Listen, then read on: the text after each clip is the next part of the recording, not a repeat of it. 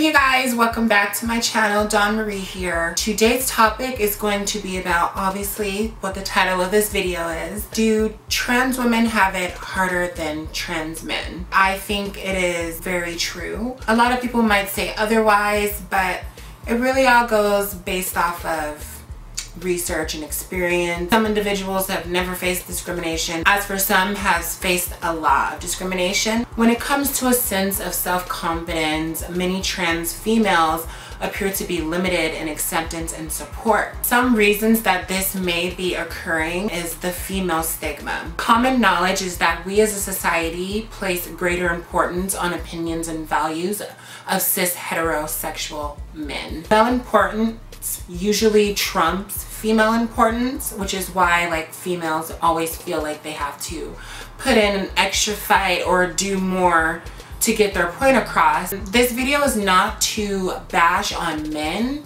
but just to basically shed the light on the social discrepancies. So here's the thing. Being male, acting male, or imitating male behavior in any way is considered dominant and better, rarely ever judged for what it is. But being female or imitating a female or acting female is always seen as subordinate. If you are a trans woman, you've more than likely been approached with this outdated stigma. This makes it almost impossible to step away from traditional male gender roles. Another concern is the outdated medical gender concept. Another concern is the concepts of old terminology used to describe trans people. Now, 10 to 20 years ago, trans people were seen as medical patients with a mental disorder that needed to be fixed. Derogatory terms were used to describe specifically trans women around the world, and trans women are shunned at higher rates than trans men are. Now, this is not exclusive to male to females, but we've been at the forefront of the battle for many years. So it feels like we kind of are battling this battle on our own. A lot of trans men can just live their day-to-day life without facing any discrimination because they're cis passing. Most of our outdated concepts have shifted and things are constantly changing and are more inclusive, but there's still a lot of work to be done. Trans women face the most discrimination and judgment even within our own community and by people outside of the community also. So it really doesn't help people outside of our community to treat us like normal human beings when the people within our community aren't even treating us like normal human beings. Therefore, the educational hurdle of reteaching new material and new ways to go about treatment remains predominant. Now to go about passing privilege. Now this is very individual and it varies specifically from person to person. So it can go vastly off your genetics. Most has to do with genetics, but also trans men do have a greater chance of passing privilege than trans women do.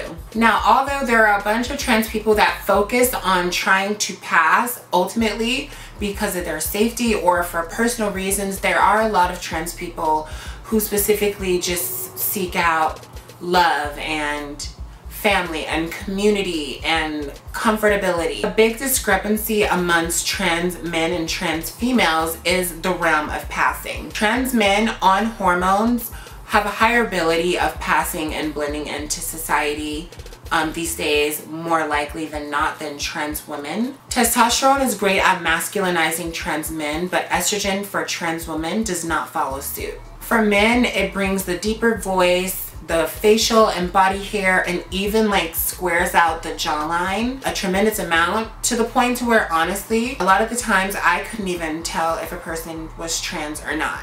And when I found out, I was like, oh my god, I couldn't believe it. And me being a trans person myself, it's really easy for me to know when I see a trans person simply because I know what to look for because I'm part of the community. And for me, it was even difficult to, what we say, clock some of the men in the community because they pass so well. Trans women are not so lucky in that department. We have to go through a lot more medical procedures to feminize our bodies, such as vocal cord surgery because voice does not change when you take estrogen, electrolysis or laser hair removal because hormones do not remove your hair. It will stop it from growing as fast and a little less thick. But other than that, if you don't have good genetics already for the hair gene, you will definitely have to go through laser or electrolysis. Also, if you transitioned at a later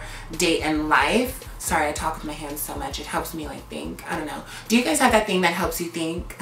Let me know down below what helps you think when you're talking, because I get nervous to talk to y'all sometimes. Like, trans women have to ultimately do more to like pass. I know I had my breasts done, my entire face done, and I'm constantly at the gym trying to like reach that like hourglass figure, because naturally I did not have hips.